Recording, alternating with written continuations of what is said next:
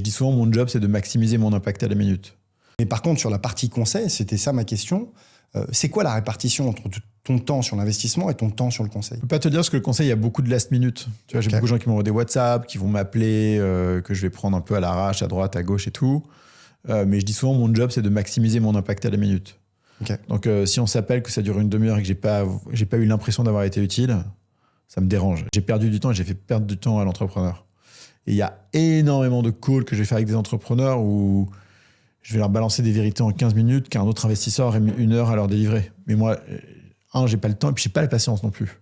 Et donc, les entrepreneurs, tu peux leur dire des choses très directes, très honnêtes, très dures parfois, si tu mets le bon niveau de bienveillance. Et donc, j'essaye de faire ça. Et j'ai plein de gens, du coup, plein d'entrepreneurs qui, du coup, se sont pris une claque. Et je pense que c'est important parce que tu ne réalises des choses que dans la difficulté ou lorsque tu touches le fond. Et donc, ces entrepreneurs, ils sont là, ils te parlent, ils sont dans leur quotidien.